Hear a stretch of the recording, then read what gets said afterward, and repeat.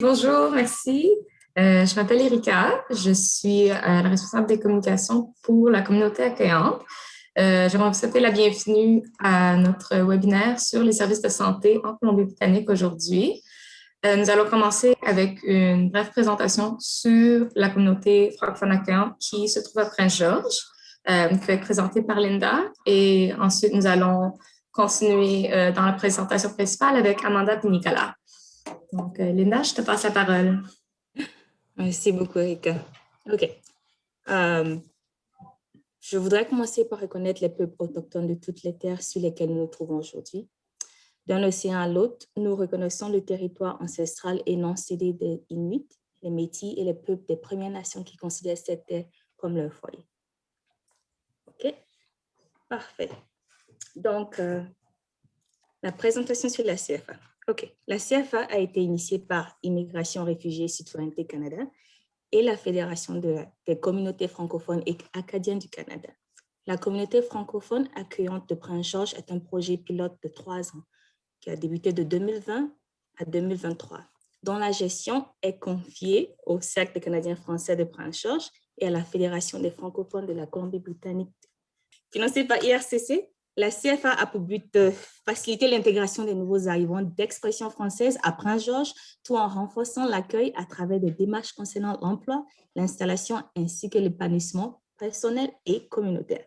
OK. La mise en œuvre du projet est assurée par 3 parties prenantes. Le Cercle des Canadiens français de Prince-Georges, le réseau en immigration francophone de la Colombie-Britannique et le comité consultatif communautaire. Et donc, nous avons une formidable équipe pour vous appuyer et faciliter votre installation à Prince-Georges. Moi, c'est Linda Boni, je suis l'agente de liaison et de projet pour la communauté. Erika Lacaille, elle est responsable de la communication et nous avons Ali Chirac, qui est le coordinateur du projet. OK. Nous nous concentrons sur 3 axes pour nos activités. Nous avons la préparation en emploi qui vous aide à... Parfait, OK. Nous vous offrons la possibilité d'acquérir un niveau d'anglais suffisant pour trouver un emploi avec nos ateliers tels que Objectif English, cercle de conversation en anglais pour tout niveau chaque mardi et jeudi. Ces sessions d'échange et de rencontres francophones abordent une variété de thèmes pour développer vos habiletés linguistiques personnelles, professionnelles et sociales. Nos stages intensifs d'anglais composés de cours, d'ateliers de conversation et d'activités spécifiques au service d'apprentissage de langue, de la découverte de la communauté. Nous avons aussi nos sorties en anglais avec les francophones et les francophiles de la communauté pour découvrir la culture et la ville de Prince-Georges. Nous vous outillons aussi avec nos activités d'emploi pour faciliter votre rattachement au marché du travail local. Nos ateliers en emploi sont des activités ciblées sur un sujet en particulier lié à la recherche d'emploi. Ces ateliers vous permettront de découvrir et comprendre le marché du travail et toutes les dimensions de la recherche d'emploi dans la région.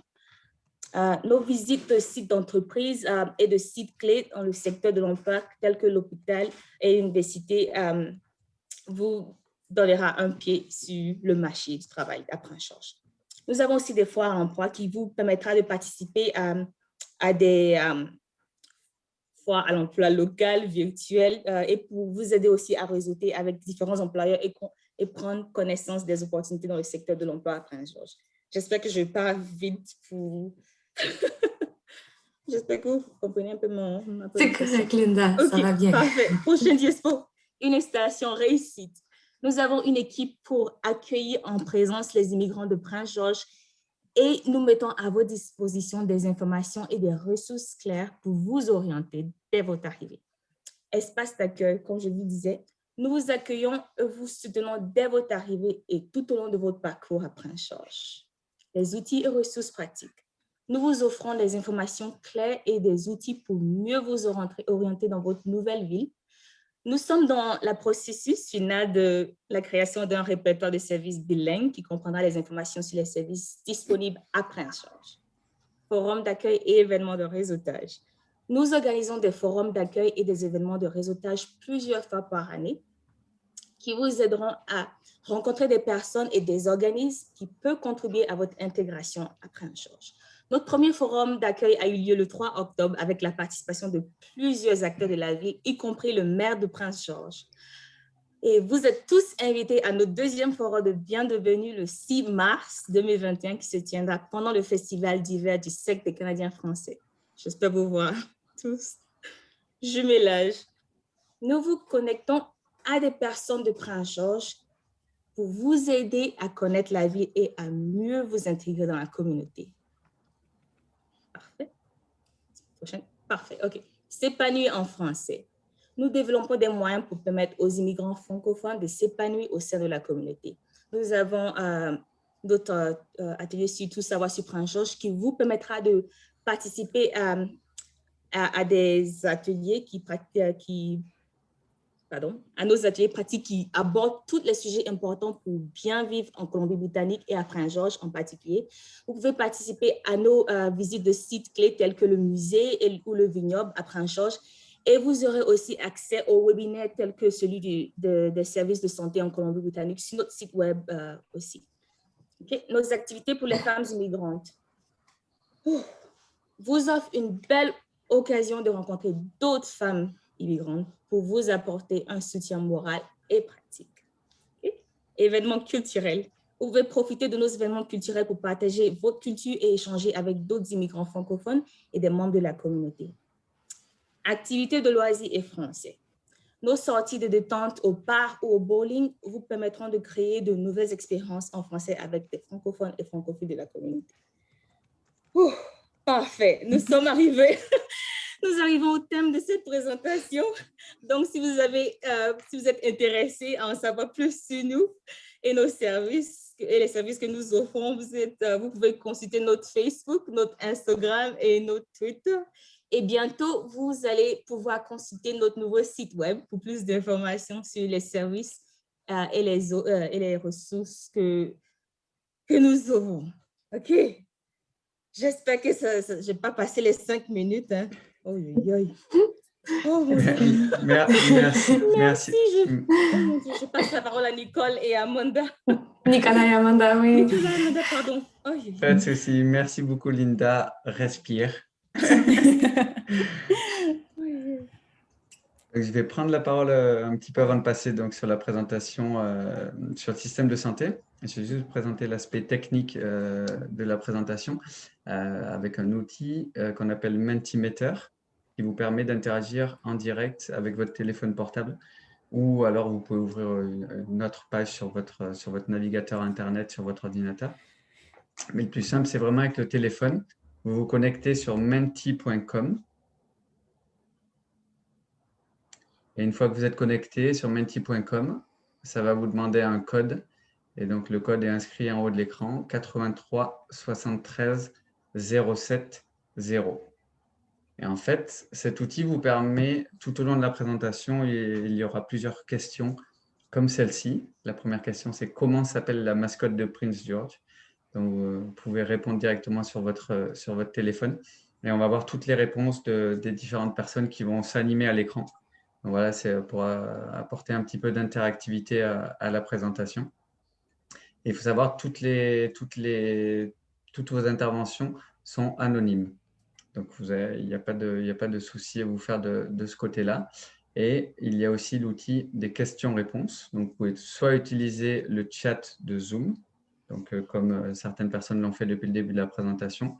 Vous pouvez poser vos questions directement dans le chat de Zoom ou alors dans Mentimeter, au bas de l'écran. Normalement, vous voyez, il y a marqué « Ouvrir Q&A ».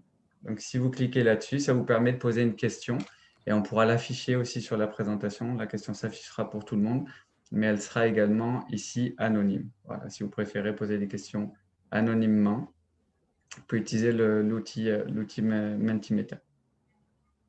Il y a Muriel qui me demande, il n'y a rien à télécharger. Elle me demande en message privé. Mais Muriel, il n'y a rien à télécharger. Il suffit de se connecter comme si vous allez sur google.ca. Vous allez sur menti.com. C'est inscrit en haut de la présentation, menti.com. Et ensuite, vous rentrez le code et ça vous permet d'interagir directement en direct. Je crois qu'il y a quelques personnes de Prince George parce que je vois que Mister PG est la réponse la plus donnée et je crois que c'est la bonne réponse. ne sais pas si Linda ou Erika peut nous confirmer. Ah, c'est ça. Oui, donc c'est bel et bien ça. Monsieur PG, je crois qu'il a été créé en 1960 et il se tient à l'entrée de la ville quand tu arrives de l'aéroport et je pense qu'il mesure plus de 8 mètres de haut. Et c'est notre mascotte, mais aussi un symbole pour notre industrie forestière qui est très, très importante après Georges. Merci beaucoup. On va maintenant passer à la présentation donc, avec Amanda. Donc, je me présente, je suis Nicolas Roux, coordinateur des communications et événements chez Réseau Santé Colombie-Britannique. Et Amanda, donc, des services francophones de PHSC. Ok, vas-y Nicolas.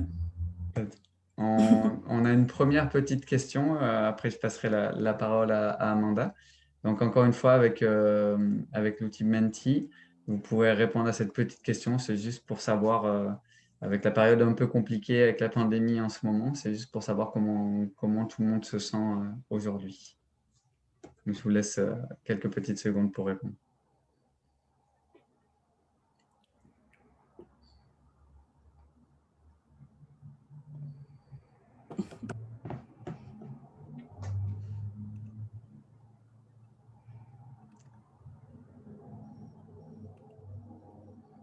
Pas beaucoup de personnes stressées, c'est déjà une bonne chose.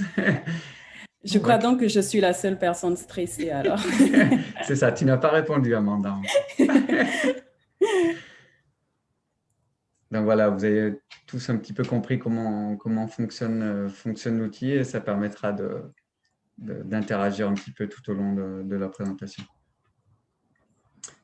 Amanda, je te passe la parole pour le sommaire. Bonjour à tous et à toutes. Je vous remercie encore d'être avec nous aujourd'hui. Je remercie Linda et Erika également pour la présentation. Ça m'a vraiment donné envie de déménager à Prince George. Donc voilà, bon travail. Voilà, aujourd'hui, nous allons un peu vous présenter le système de santé en Colombie-Britannique. Donc, nous allons commencer par présenter nos services, les services francophones et réseau santé Colombie-Britannique. Nous avons également le système de santé en Colombie-Britannique de façon générale, dont on vous parlera. On vous parlera également de la couverture de santé MSP et puis de la couverture médicaments pharmacare.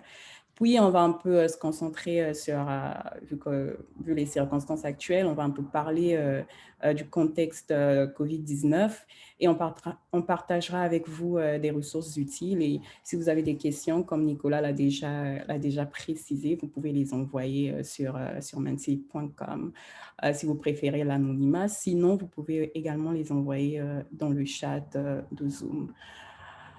Donc, voilà, c'est quoi les services francophones? Donc, les services francophones, d'abord, c'est un service du Provincial Language Service. Et les services francophones font partie intégrante du système provincial de santé PHSC. Ce qu'on fait, c'est qu'on fournit un point d'accès direct, on va dire, aux ressources et services en santé. On assure le bien-être des francophones de la Colombie-Britannique en maintenant et développant des services directs en français, des projets, des partenariats et des collaborations également. Nous offrons également des services de navigation par téléphone. Donc, si vous avez des questions pour vous aider un peu à mieux comprendre le système de santé, vous pouvez nous joindre par téléphone, par courriel également et sur nos médias sociaux. Et on vous guide en fait vers la bonne ressource selon vos besoins. On offre également un catalogue qui contient des livres et des ressources en français disponibles sur PHSC. Et on développe également et on soutient, on adapte des projets, des ressources en français par exemple, et nous traduisons ces ressources en santé, ces ressources de santé qui sont en anglais en français par exemple. Donc, vous avez également les services d'interprètes qui sont gratuits lors des consultations dans les services publics de santé. Et surtout, nous avons un large spectre de partenaires et d'interlocuteurs, y compris les partenaires de santé communautaires francophones, les partenaires francophones qui sont axés sur l'immigration, le système scolaire et les particuliers francophones. Donc voilà, c'est un peu ça, en bref, les services francophones de l'autorité de santé PHSC. J'ai juste une petite question pour vous avant de passer à la présentation de Réseau Santé Colombie-Britannique. Donc, quelles sont, toujours avec l'outil Menti, quelles sont vos préoccupations en matière de santé? Donc, c'est juste pour savoir quelles sont vos principales préoccupations, si par exemple c'est la santé mentale, si c'est trouver un médecin de famille, si c'est la gestion de la COVID-19, etc. Donc, c'est juste pour faire un petit tour de table de vos préoccupations. Je vois qu'il y a déjà une question aussi sur Mentimeter. On répondra aux questions en fin de présentation. Donc on voit la couverture, trouver un Tipeee, trouver un médecin de famille. On voit que trouver un médecin de famille, ça revient plusieurs fois. Santé mentale un petit peu, la famille. Soins spécialisés. Les délais pour un spécialiste. On va essayer de vous apporter avec Amanda le plus de réponses possible, mais c'est possible que nous n'ayons pas toutes les réponses. On va essayer de faire de notre mieux aujourd'hui. Assurance dentaire, assurance médicaments. On va revenir sur plusieurs choses donc, tout au long de la présentation.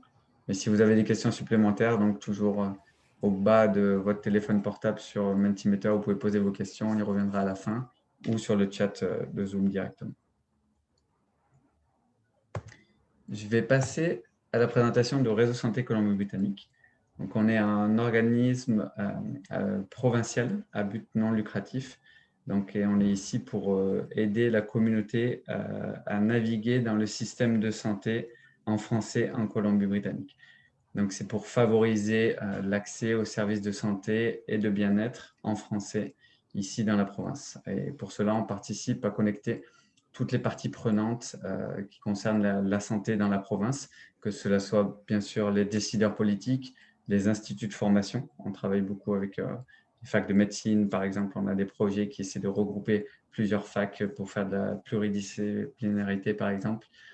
Les gestionnaires de services de santé, bien entendu les professionnels de santé. Et donc tout ça, en essayant de travailler avec toutes ces parties prenantes, c'est fait pour aider la communauté à pouvoir accéder à des soins de santé en français dans la province. Et bien sûr, on met à disposition, je pense que la plupart d'entre vous le connaissent, les nouveaux arrivants peut-être pas, mais sur notre site internet, nous avons un répertoire qui recense plus de 1800 professionnels de santé qui peuvent s'exprimer en français. Donc voilà, ça vous permet de trouver peut-être un médecin de famille. On reviendra sur ce point un peu délicat par la suite, mais sinon des spécialistes aussi qui peuvent s'exprimer en français. Donc vous pouvez faire pour faciliter votre suivi de santé en français dans la province. Une autre question, vers quel service devriez-vous vous tourner si vous recherchez un médecin francophone? C'est pas très compliqué, je viens de donner la réponse.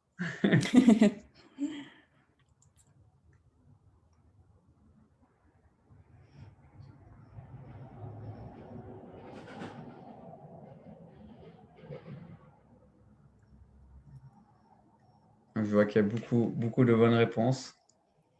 Donc, la bonne réponse, bien entendu, c'est Réseau Santé Colombie-Britannique. Donc, PHS et les services francophones sont ici pour vous aider pour plein d'autres choses. Mais si vous recherchez un professionnel de santé, le plus simple, c'est de nous contacter ou tout simplement de vous connecter à notre répertoire en ligne. On va passer au système de santé en Colombie-Britannique et je vais vous expliquer brièvement comment ça se passe ici. Comme vous le savez, contrairement aux programmes fédéraux, et la Colombie-Britannique est un peu particulière puisque la Colombie-Britannique n'a pas reconnu de langues officielles. Donc, ni l'anglais ni le français sont des langues officielles, donc il n'y a pas d'obligation d'offrir des services en français en Colombie-Britannique. Mais c'est pour ça qu'il y a des organismes comme le Cercle à Prince George, comme Réseau Santé, comme beaucoup d'organismes dans la culture, par exemple, qui sont ici pour vous aider à avoir des services en français dans la province. L'organisation de la santé, quant à elle, elle est organisée avec une autorité de santé provinciale et qui est ensuite divisée par 5 autorités de santé ou 5 régies de santé organisées de manière géographique. Donc, vous l'entendez peut-être beaucoup en ce moment par rapport à la COVID-19. par rapport aux différents points presse qui sont faits, c'est par rapport à ces cinq régies de santé. Donc, il y a Vancouver Coastal, Vancouver Island, Fraser, Interior et Northern. Et Prince George, par exemple, dépend de la régie de santé de Northern. Comment ça marche concrètement pour votre santé en Colombie-Britannique? Le plus important à retenir, c'est le médecin de famille. C'est aussi une partie un peu compliquée. Et je reviendrai sur la slide suivante. Parce que le médecin de famille, c'est la personne qui va suivre, qui va faire un suivi de votre santé, peut-être sur le long terme, de votre santé personnelle, la santé de votre famille. Et c'est la personne référente avec qui vous allez discuter pour aller voir un spécialiste, par exemple. Pour aller voir de nombreux spécialistes, il faut une lettre d'un médecin généraliste.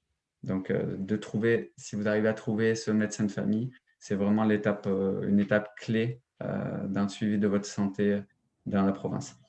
En attendant de trouver un médecin de famille, parce que c'est un petit peu compliqué, j'y reviendrai juste après, vous pouvez aller dans ce qu'on appelle les cliniques sans rendez-vous. Donc, vous pouvez directement aller dans une clinique sans rendez-vous. Et là, vous pouvez trouver aussi des médecins francophones. Mais là, ce n'est pas une personne qui vous suivra sur le long terme. C'est un rendez-vous à un instant T. Et si vous retournez à la clinique ou dans une autre clinique sans rendez-vous, vous allez avoir une autre personne. Donc, c'est plus simple d'avoir une personne référente, un médecin de famille qui connaît votre dossier et qui fera un suivi un peu plus personnalisé, on va dire. Les numéros à retenir concernant la santé, c'est le 811 et le 911. La différence, c'est que le 811, c'est pour les cas non urgents. Si vous avez, je ne sais pas, une petite préoccupation par rapport à votre enfant qui fait une petite réaction allergique ou quelque chose comme ça, vous pouvez appeler le 811 et vous aurez des personnes au bout du fil qui seront là pour vous aider et pour vous apporter des réponses sur vos questionnements de santé. C'est un numéro qui est très utilisé et il ne faut pas hésiter dès que vous avez une petite question à appeler ce numéro-là. Le 911, c'est pour tous les cas, bien entendu, d'urgence. Et vous pouvez dire le mot French et vous accéderez à une personne qui parle en français. Le 811 est également accessible en français. Vous pouvez faire la demande en début de conversation et vous pouvez dialoguer directement en français. Donc voilà, 911, urgence, 811 pour toutes les situations qui sont non urgentes. Je passe la parole à Amanda qui va vous parler des services d'interprète. Oui, on a également des services d'interprètes qui sont offerts en fait grâce au PLS, le Provincial Language Service, et sont des services d'interprètes gratuits qui peuvent être offerts lors de vos visites médicales dans les hôpitaux de la province.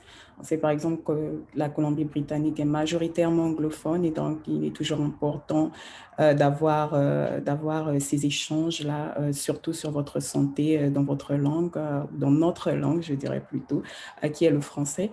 Donc, voilà, on a des visites médicales. Vous pouvez avoir accès à ces services d'interprète lors de vos visites médicales dans les hôpitaux de la province. Et voilà, le PLS vous propose des services d'interprétation en personne, par téléphone ou encore par conférence vidéo.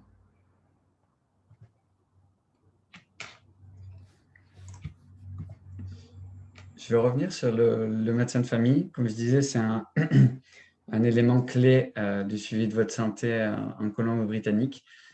On a beaucoup de questions de nouveaux arrivants, nous par exemple, qui nous disent je viens d'arriver, je recherche un médecin de famille, comment je fais ?» Le problème, c'est que les médecins de famille, il y en a beaucoup qui n'acceptent plus de nouveaux patients. Donc, il faut être vraiment persévérant. C'est ce que j'ai marqué en bas, persévérance. C'est l'outil numéro 1 pour arriver à trouver un médecin de famille. Le premier outil que vous pouvez utiliser, c'est le répertoire de réseau santé. Donc là, vous aurez une liste de médecins généralistes. Ensuite, vous pouvez les appeler.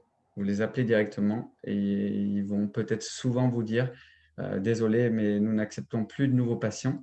Mais là, demandez s'ils ont une liste d'attente. Parce que les francophones, comme beaucoup d'autres personnes, bougent. Ils peuvent changer de ville. Par exemple, quelqu'un de Vancouver peut aller s'installer après le discours de Linda à Prince George.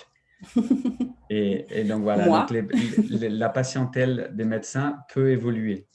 Donc s'ils ont une liste d'attente, n'hésitez pas à vous inscrire sur la liste d'attente de plusieurs médecins et peut-être que vous aurez la chance que ces médecins ou leur secrétariat vous appellent et qui vous informent que vous êtes pris dorénavant dans leur liste de patients. Il ne faut pas hésiter à s'inscrire chez plusieurs médecins. Et ensuite, dès que vous avez trouvé le vôtre, vous pouvez les appeler pour vous désinscrire si besoin. Voilà, il faut vraiment être persévérant. C'est quelque chose qui est compliqué ici. Et nous, de notre côté, de temps en temps, on a l'information qui nous vient de la communauté. C'est un francophone qui trouve un médecin de famille qui peut s'exprimer en français. Il va nous contacter par téléphone, par courriel. Il va nous dire « Ah, j'ai trouvé un médecin qui vient de s'installer ici, par exemple. Il accepte des nouveaux patients. » Donc, nous, on va partager ce contact sur nos réseaux sociaux. Mais après, c'est bien entendu au premier arrivé, premier servi. Donc, il faut rapidement appeler ce médecin pour pouvoir s'inscrire comme patient. Je vais passer la parole à Amanda à nouveau pour le rendez-vous médical. Donc, pour votre rendez-vous médical, en fait, ce qu'il faut retenir en Colombie-Britannique, c'est qu'un rendez-vous médical est généralement limité à 10 minutes maximum. Donc, l'équation à retenir ici, c'est qu'un rendez-vous égale une question de santé. Voilà pourquoi nous, en fait, on vous propose cette méthode pivot pour vous préparer pour ce rendez-vous médical. Donc, vous devez vous préparer, vous devez vous informer surtout, vous devez vérifier et vous devez parler, en fait. Vous ne devez pas avoir... voilà, vous devez pouvoir vous exprimer, en fait. Donc, je vais un peu aller sur chaque point et donner quelques exemples. Par exemple, quand on dit que vous devez vous préparer pour votre rendez-vous médical, vous pouvez par exemple créer une fiche de préparation pour réunir les sujets importants que vous discuterez avec votre médecin. Vous allez par exemple voir, si vous allez sur le site web des services francophones, vous trouverez une brochure qui vous explique en détail comment faire votre fiche. Et donc, vous vous préparez, vous transmettrez des renseignements clairs et complets au médecin. Plus, en fait, ce que je veux dire, c'est que plus vous transmettrez des renseignements clairs et complets à votre médecin, plus il pourra vous aider. Vous devez également vous informer sur votre question de santé. Vous devez comprendre que vous êtes acteur de votre santé. Donc, n'hésitez pas à poser des questions et à demander des explications claires pour bien comprendre votre situation et les différents traitements possibles. Vous pouvez également demander de la documentation ou des suggestions de sources d'informations complémentaires. Ne soyez pas timide. Vérifiez surtout que vous avez bien compris. Demandez au médecin de réexpliquer si nécessaire. Redites avec vos mots ce que vous pensez avoir compris et à la fin de la visite, confirmez ce que vous avez à faire. Par exemple, vous pouvez lui demander de répéter les informations sur le diagnostic ou le pronostic, les examens et les procédures à venir, la médication proposée ou bien encore les autres types de traitements proposés. Encore, comme je vous le dis, on a cette fiche un peu de cette méthode pivot sur le site web des services francophones. Donc, vous pouvez aller plus calmement et consulter cette fiche. Et vous devez oser parler de vos préoccupations, en fait. Vous devez exprimer vos inquiétudes si vous en avez. Vous devez parler de vos préférences, vos valeurs par rapport à votre santé. Soyez surtout transparent avec le professionnel de santé, suivi ou non du traitement, sujet délicat. Surtout, le professionnel de santé est réellement là pour vous aider. Il n'est pas là pour vous juger. Donc, c'est vraiment avec cette attitude qu'il faut aller voir votre médecin en vous disant que c'est vraiment quelqu'un qui est là pour mon bien-être et pour ma santé. Il n'est pas là pour me juger, mais il est là pour m'aider et pour m'apporter son aide. Donc, c'est un peu ça. Nicolas? Oui, j'ai une autre question pour vous. Je vois qu'il y a des questions aussi sur le chat de Zoom. Donc, vous pouvez poser des questions sur le chat de Zoom ou Mentimeter au bas de l'écran. On reviendra sur les questions en fin de présentation. Je vois qu'il y a Vicky et Muriel qui ont posé des questions. Moi, j'ai une autre question pour vous. Si vous pensez avoir des symptômes de la COVID-19, qui pensez-vous devoir contacter? Je vous laisse une petite minute pour répondre.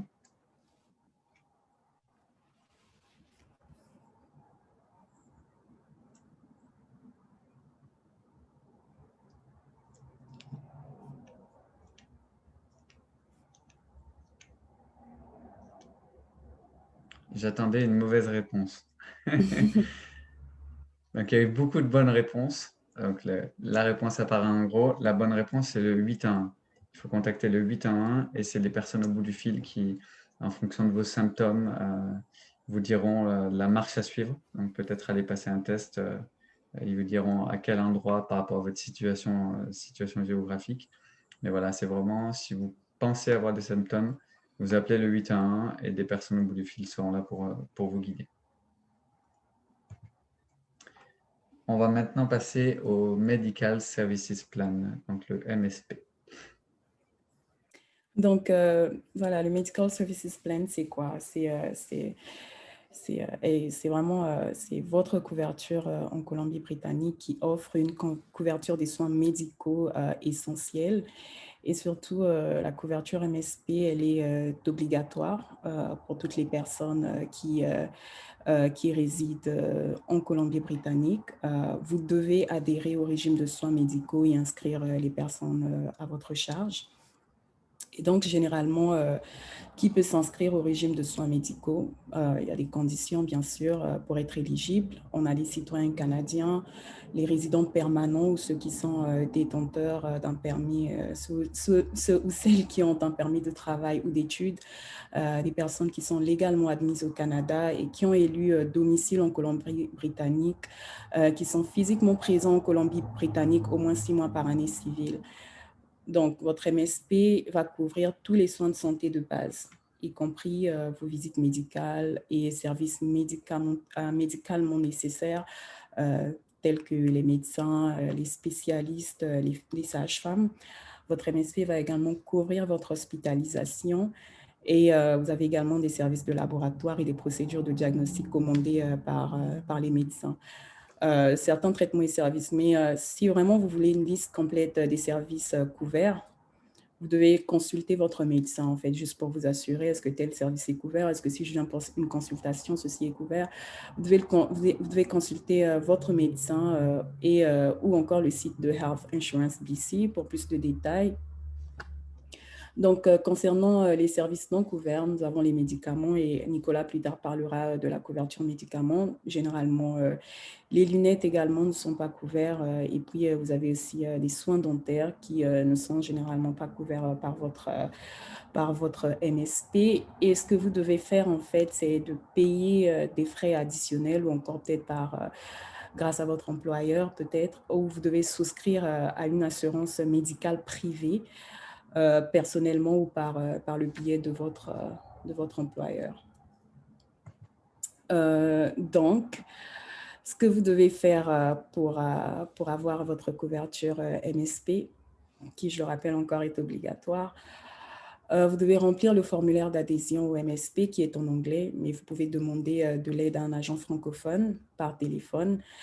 C'est le 604-683-7151 pour le Lower Mainland et vous avez l'option 5 pour la ligne en français. Après cela, vous devez préparer vos documents et ceci va dépendre de votre statut. Donc, vous devez fournir une copie de la preuve de votre citoyenneté, de résidence permanente ou encore votre permis de travail ou d'études. Et vous devez indiquer vos revenus tels que déclarés sur votre déclaration d'impôt d'il y a 2 ans. Et ce, même si vous étiez hors Colombie-Britannique ou hors Canada, vous devriez fournir ces revenus-là de votre déclaration d'impôt, même si vous venez de France ou d'ailleurs.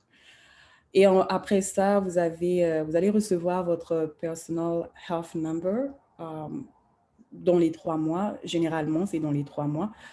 Donc, si vous êtes résident temporaire, votre carte de santé sans photo sera envoyée à votre adresse.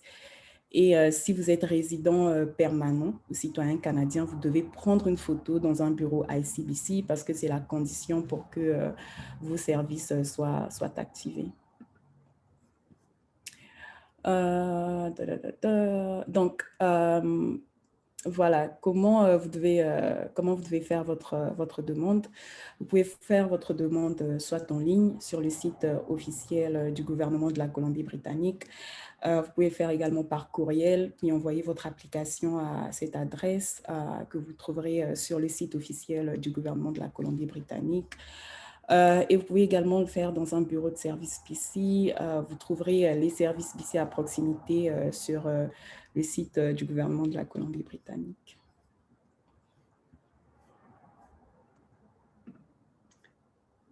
J'ai une nouvelle question pour vous. Donc, l'EMSP est obligatoire, facultatif, payant, gratuit, un service provincial, un service fédéral. Donc, vous pouvez cocher plusieurs bonnes réponses. Il y a plusieurs bonnes réponses. Mais juste une petite précision, les liens que l'on met ou les numéros de téléphone peuvent être un petit peu compliqués à lire ou à écrire. Mais je pense que Erika ou Linda pourront vous envoyer peut-être la présentation voilà, à la suite de la présentation. Comme ça, les liens seront directement cliquables et ça sera plus simple pour vous. Mais pour retrouver le MSP, vous tapez sur Google, par exemple, MSP BC, et vous retrouvez directement le site du gouvernement. Voilà, il y a beaucoup de bonnes réponses. Les bonnes réponses, c'est obligatoire, gratuit et un service provincial.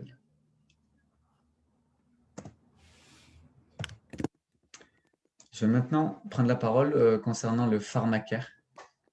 Qu'est-ce que le pharmacare? Le pharmacare, c'est un programme d'assistance pour vous aider par rapport aux frais de médicaments qui est également assuré par Health Insurance BC.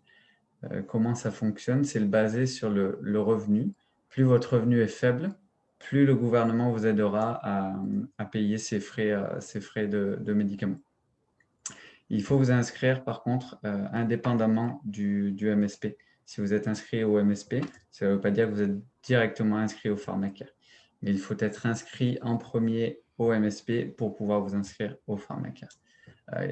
Il n'y a aucun frais d'inscription et aucune prime à verser, tout comme le MSP. Le MSP, il y a juste une petite exception, c'est pour les étudiants étrangers.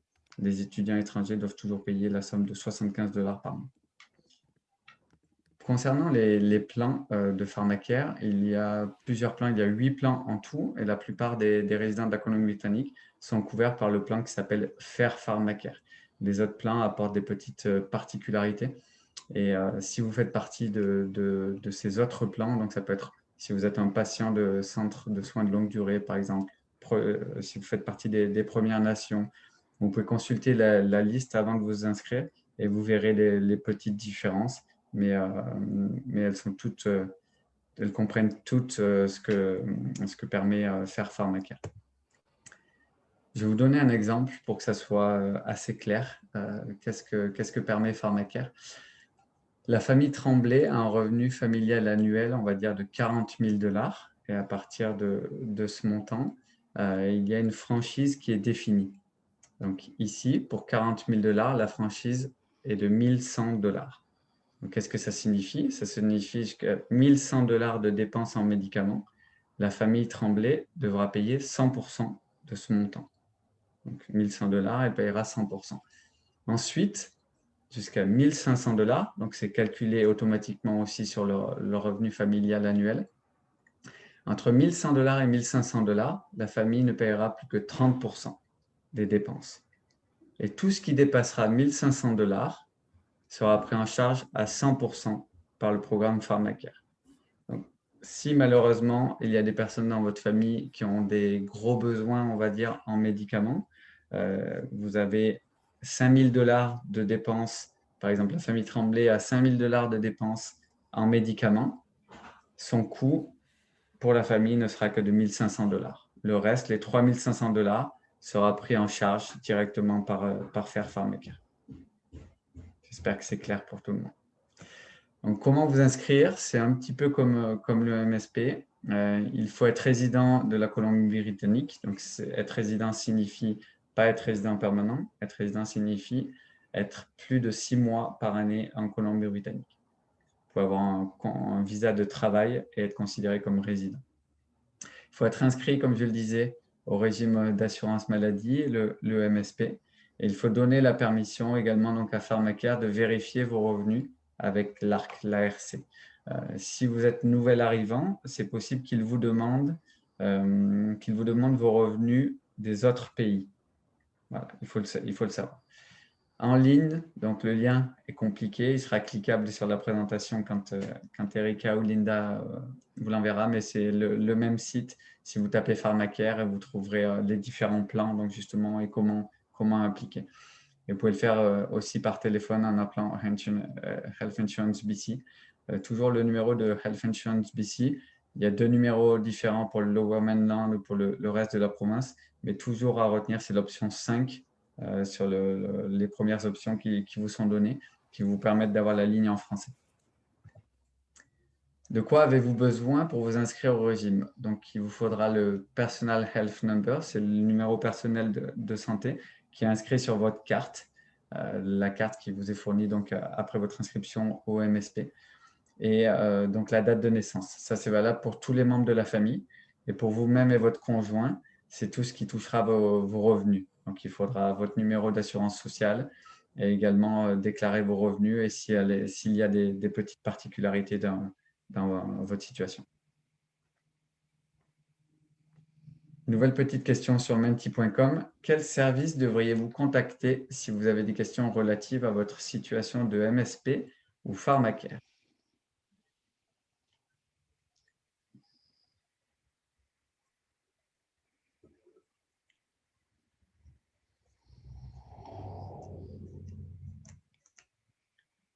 On n'a que des bonnes réponses ce matin.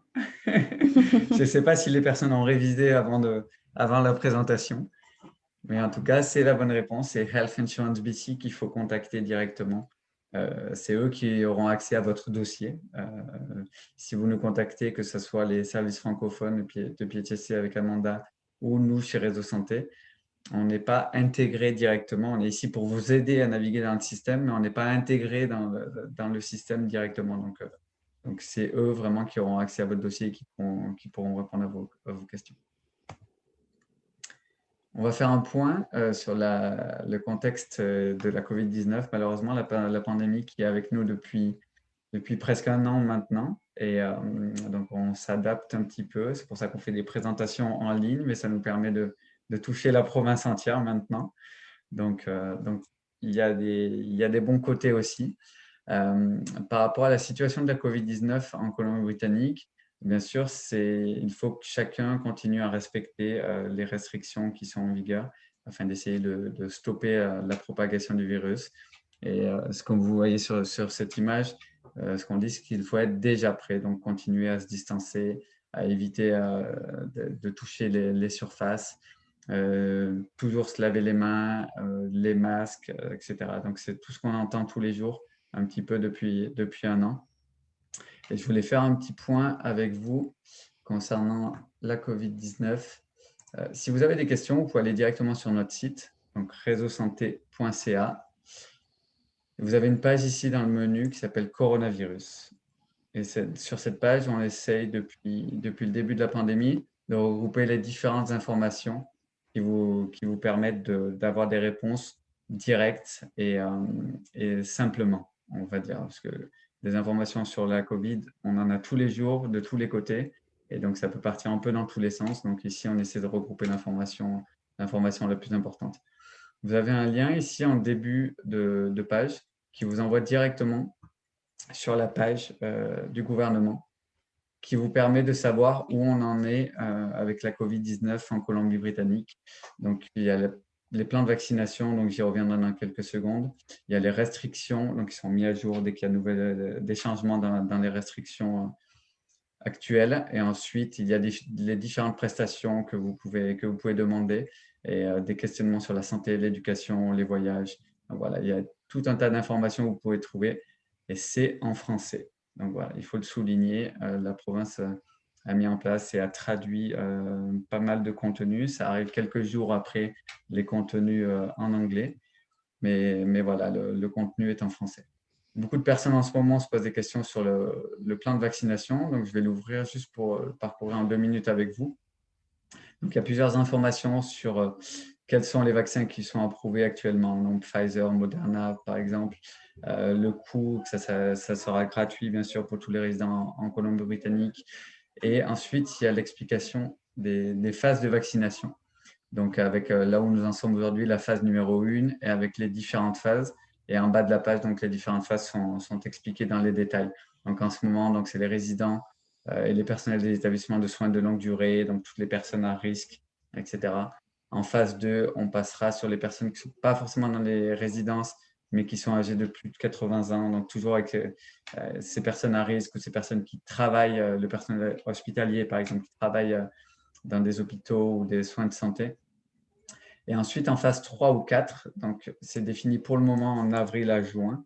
Donc, c'est toujours susceptible, bien entendu, de changer en fonction des livraisons des vaccins. Mais voilà, en phase 3 et en phase 4, on passera, on va dire, au grand public. Et ça sera fait par tranche d'âge de 5 ans. Et donc, on commencera par les personnes les plus âgées pour aller jusqu'aux plus jeunes. Donc voilà. Et ensuite, c'est expliqué un peu plus bas. Il y aura une préinscription à partir du mois de mars. On pourra se préinscrire en ligne, par téléphone. On pourra prendre rendez-vous, etc. Donc, tout sera expliqué au fur et à mesure par Bonnie Henry et Adrian Dix qui font des conférences de presse assez régulières. Mais voilà, ça suit son cours et toutes les personnes seront informées en temps et en heure par rapport à ça. On va revenir sur la présentation. Et pour vous montrer qu'est-ce qui a changé un petit peu pour votre santé et votre suivi de santé en Colombie-Britannique à cause de la pandémie. Et Amanda, je te passe la parole. Bien sûr. Merci beaucoup, Nicolas. Et on a même Vicky qui nous dit que c'est un très bon outil. Merci pour le partage. Et on a Chantal qui aimerait avoir le lien. Donc, encore merci, Nicolas. Je préciserai tout ça après, mais retenez, vous pouvez aller sur réseausanté.ca, la page coronavirus, et c'est le premier lien qu'il y a juste après les chiffres. C'est le premier lien qui est ici. Il est encore en bas de page, mais c'est vraiment le premier lien sur notre page coronavirus sur réseausanté.ca. Donc, concernant le contexte COVID-19, qu'est-ce qui a changé en fait? On conseille, en fait, il est conseillé aux médecins de famille ou encore aux spécialistes de fournir, si possible, des services de télémédecine ou des soins virtuels. Mais vous devez vraiment vous renseigner auprès de vos professionnels de santé pour juste confirmer que ce service soit offert. Et plus concrètement, la consultation, lorsque cela est possible, elle peut se faire à distance à travers la vidéotechnologie ou le téléphone. Et ces consultations sont couvertes par votre Medical Services Plan comme une consultation traditionnelle. Voilà. Donc, ce qu'il y a également à comprendre, c'est que les informations sur la télémédecine sont susceptibles de changer. Donc, vous devez vous reporter en tout temps aux visites au site web en fait, des gouvernements provinciaux pour obtenir l'information exacte et à jour. Ce qui change également dans ce contexte, ce sont les services d'interprétation virtuelle. Bien que ces services restent disponibles si besoin en personne, le système de santé favorise également les services à distance. C'est pour ça que si vous choisissez la télémédecine, vous pourriez aussi avoir un interprète présent pendant vos rendez-vous. Et les interprètes par téléphone restent également disponibles sans rendez-vous. Les médecins de famille ont accès aux services par téléphone uniquement, mais surtout, les services en fait, d'interprétation doivent être demandés par le professionnel de santé. Donc, c'est lui qui va s'en charger. Si vous souhaitez qu'un interprète soit présent pendant le rendez-vous, vous devez faire la demande à votre professionnel de santé.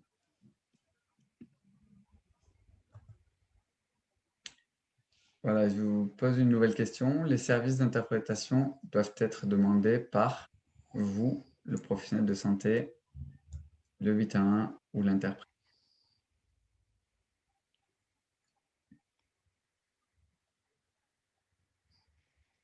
Juste pour préciser par rapport à la télémédecine, par rapport à ce que disait Amanda, vous avez peut-être reçu beaucoup de courriels de la part de vos professionnels de santé ou si vous allez voir aussi je ne sais pas, des massothérapeutes, des physiothérapeutes, etc.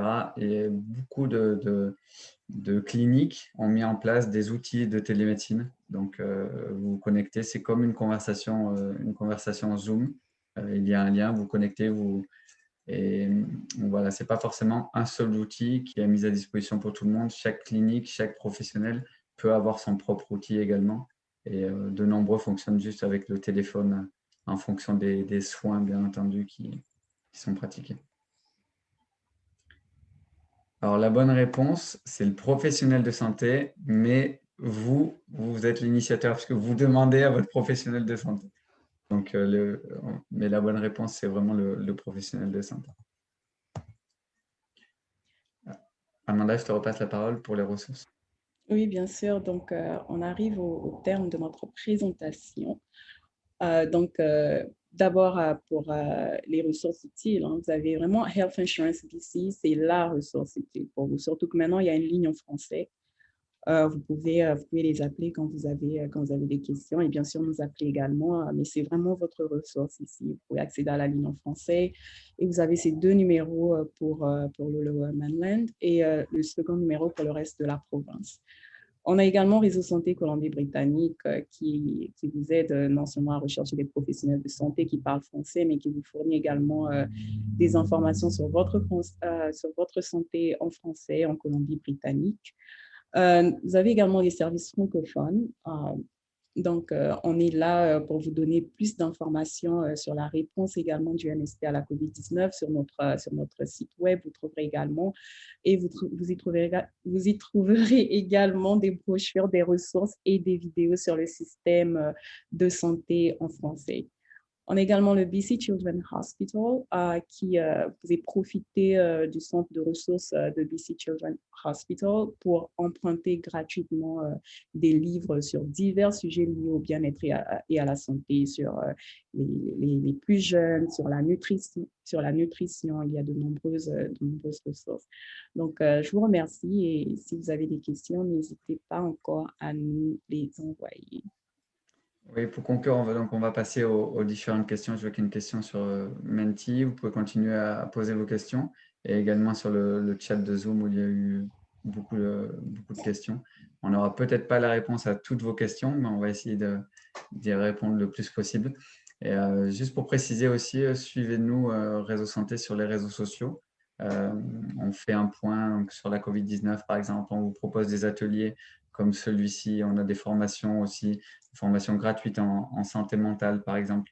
Donc, on a beaucoup d'informations qui peuvent être intéressantes pour vous. Si vous êtes un nouvel arrivant également, on peut partager. Si on a la chance d'avoir une information concernant un médecin de famille qui accepte de nouveaux patients, on le partagera aussi sur nos réseaux sociaux. Donc voilà, n'hésitez pas à nous suivre. On va passer aux questions. Je vais regarder la première question. Pouvez-vous communiquer votre adresse email? Bien sûr, vous avez notre adresse email pour Réseau Santé, c'est info@réseausanté.ca. Je ne sais pas si c'était pour nous ou pour Amanda. Pour Amanda, c'est français@phsc.ca. Voilà pour cette question. Et ensuite, on va passer aux questions sur Zoom. Alors, la première, Muriel avait réagi en disant « Un médecin en walking clinic ne peut pas le faire ». Point d'interrogation. Je l'ai utilisé pour un rendez-vous avec un spécialiste, c'était super. Un médecin en walking clinic, il a exactement les mêmes possibilités, les mêmes capacités que votre médecin de famille. C'est un médecin généraliste et il pourra faire les mêmes choses. Il pourra vous faire une lettre de recommandation pour aller voir un spécialiste. La seule chose, c'est qu'il fera peut-être pas un suivi. C'est possible que vous alliez le voir plusieurs fois dans la même clinique. Mais les cliniques sans rendez-vous, voilà, il n'y a pas de notion de médecin de famille qui vous suit sur le long terme, mais il a exactement les mêmes compétences.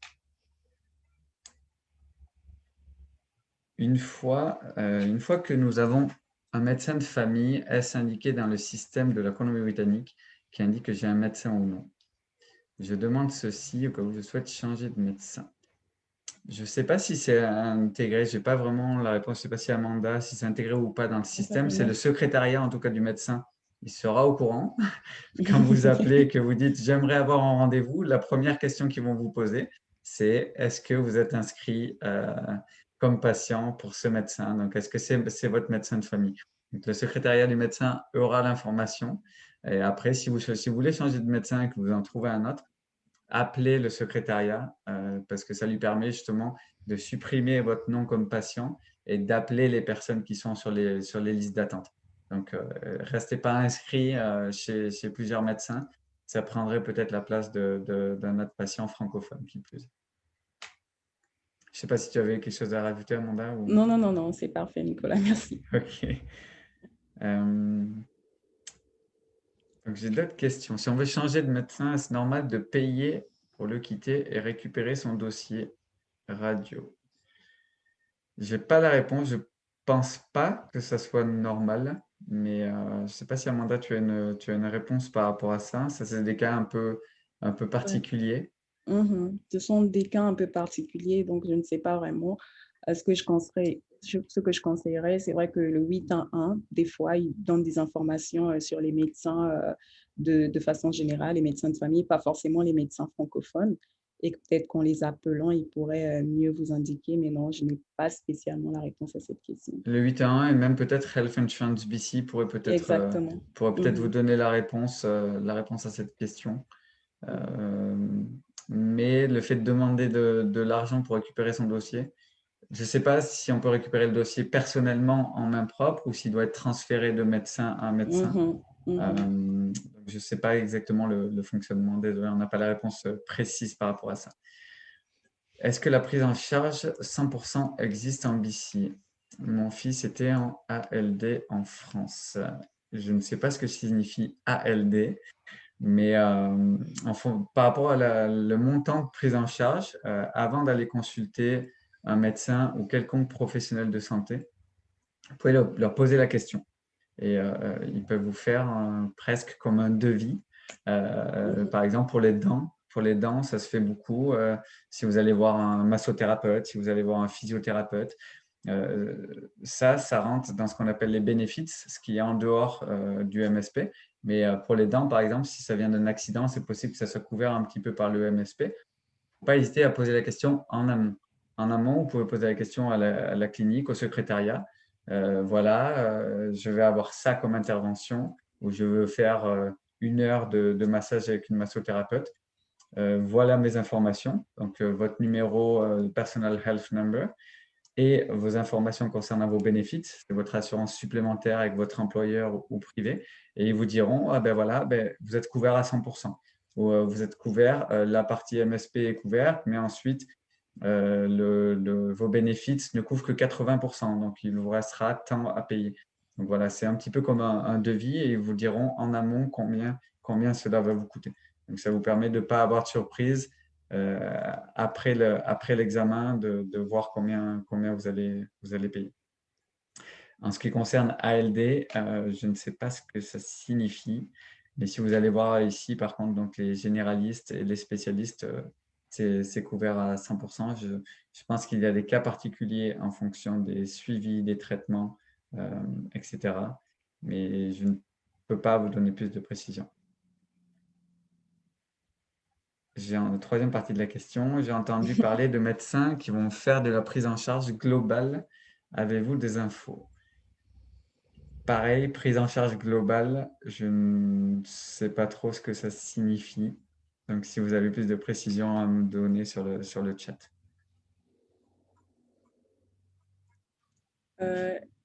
La question suivante, c'est en santé mentale, qu'est-ce qui est couvert? Généralement, les services de santé mentale, ils seraient couverts, et encore, ça, c'est vraiment, je dis, ils seraient couverts par le Medical Services Plan, mais cela devrait se faire par le biais de votre médecin. Donc, c'est votre médecin qui devrait vous référer vers un service et dans ce sens. Mais si vous n'avez, il y a également des programmes de santé sur la santé mentale également qui peuvent se charger de cela. Mais oui, généralement, cela se passe par le biais de votre médecin. Et encore, je vous conseillerais d'appeler Health Insurance BC juste pour confirmer quels seraient les services couverts et encore demander à votre médecin si vous en avez, quels seraient les services de santé mentale couverts. Mais j'insiste également sur le mot serait. Donc, ce n'est pas vraiment une confirmation que je vous fais là, mais c'est normalement, si vous avez un médecin de famille, cela pourrait se faire par le biais de votre médecin de famille. C'est ça. Et ça pourrait être couvert.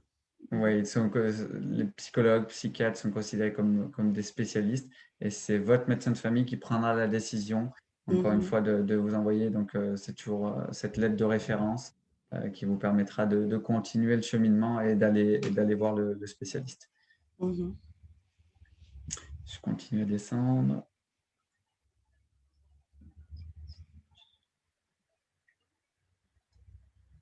mon médecin m'a fait signer une charte qui me coince un peu. Je n'ai jamais entendu parler de signature de charte. Donc, Muriel, n'hésitez pas à nous envoyer un courriel directement, info@resosanté.ca, vous pouvez mettre français@phc.ca avec Amanda et on essaiera de vous aider, par rapport à toutes ces questions. Je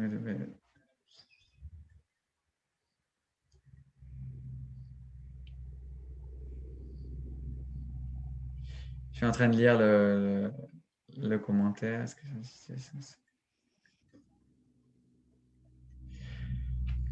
Je comprends votre déception par rapport donc c'est le commentaire sur la déception par rapport au système de santé qui pose problème par rapport à la difficulté de trouver un médecin de famille qui plus est francophone, des mois d'attente concernant un spécialiste, les consultations records en 10 minutes, les tarifs pour le dentaire.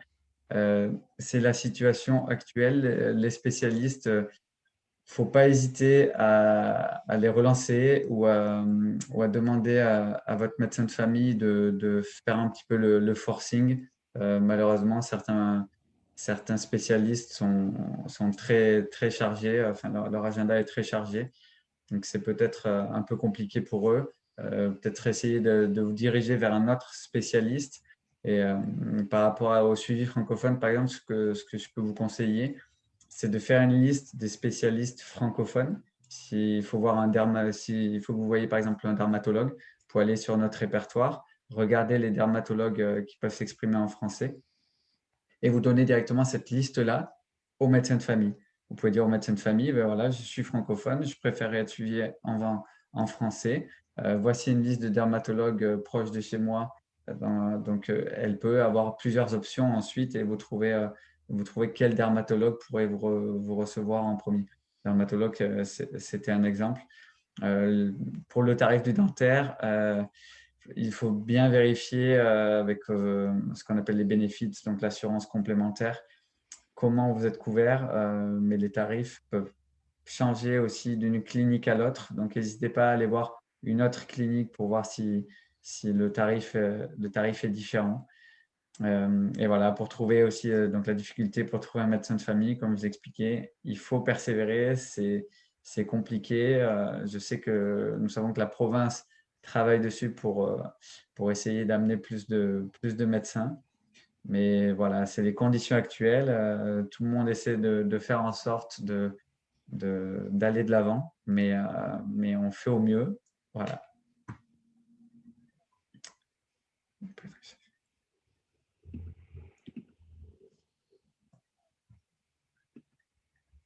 Amanda, si tu veux réagir sur un seul problème à la fois. Quand on va voir le médecin, il y a des personnes, voilà, une personne qui se posait la question, faut avoir une vision globale des problèmes de la personne et pas juste un symptôme pour pouvoir la traiter. Oui, généralement ici, c'est vraiment comme on l'a déjà répété, c'est vraiment aller avec un seul problème à la fois, se concentrer sur un problème. Chantal nous demande si on va envoyer un enregistrement. Ça, il faudra voir avec Erika et Linda, je crois. Elles vont le confirmer. Mais oui, Marion, c'est vraiment généralement un problème. Pour le moment, je n'ai pas vraiment d'informations si ce genre d'approche va changer dans le futur. Peut-être que vous avez plus d'informations sur nous concernant cette question. Mais oui, en ce moment, généralement, vous avez un problème, vous allez voir un médecin et on se concentre sur votre problème. Vous avez une question et on répond à une question et voilà. Et c'est vraiment limité à ces 10 minutes-là, généralement. Je ne sais pas, Nicolas, si tu as quelque chose d'autre à ajouter. C'est ça. Après, on dit un rendez-vous, un problème. Après, lors du dialogue avec le médecin, si vous êtes cassé le poignet et le genou, il ne va pas vous dire « Ah ben non, je vais traiter que le poignet ». Il va vous écouter et il va faire en sorte que vous alliez mieux. C'est des exemples physiques, mais ça peut être d'autres exemples. Si vous pouvez parler de plusieurs choses en même temps, si elles sont reliées ou pas. Mais voilà, c'est un dialogue qu'il faut avoir avec le médecin. Il ne faut pas croire qu'il va vous dire « Ah non, non, non, vous avez déjà utilisé votre problème, il faut que vous repreniez un rendez-vous. » Après, il ne faut pas hésiter aussi à voir avec la secrétaire. Vous dites « J'ai besoin de plus de temps. Est-ce que je peux avoir deux rendez-vous à la suite ?» Ça, c'est une possibilité qu'il peut y avoir avec certains médecins. Donc, il ne faut pas hésiter à dire ça, à demander ça à la secrétaire directement.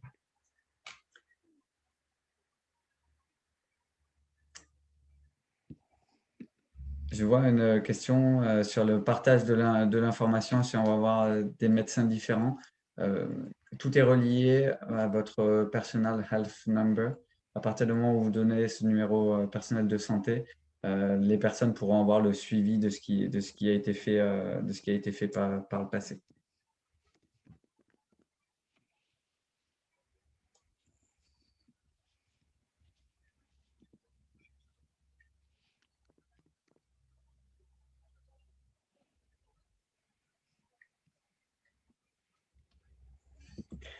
On revient il y a des remarques aussi sur le rendez-vous de 10 minutes.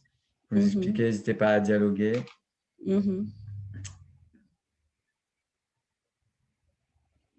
Et juste à dire qu'on comprend votre frustration. Juste il y a une question aussi, je vois sur Mentimeter là-haut. Concernant PharmaCare, la dernière question, les dépenses sont sur l'année. Oui, donc c'est du 1er janvier au 31 décembre et ensuite c'est remis à zéro. Pourquoi? Parce que ça se base également sur votre revenu annuel moyen sur les 2 années précédentes. Donc voilà, c'est par rapport à ça. Et donc, c'est remis à zéro et votre revenu peut augmenter ou descendre. Donc, également, votre franchise peut évoluer par rapport à ça. Sur la présentation, c'est la même question. Donc, c'est parfait. Je ne sais pas si vous avez d'autres questions, mais merci à tous de nous avoir écoutés aujourd'hui. J'espère qu'on vous a apporté pas mal de réponses et qu'on vous a aidé un petit peu à naviguer dans le système de santé ici en Colombie-Britannique. Et merci au CFA de Prince George pour leur accueil.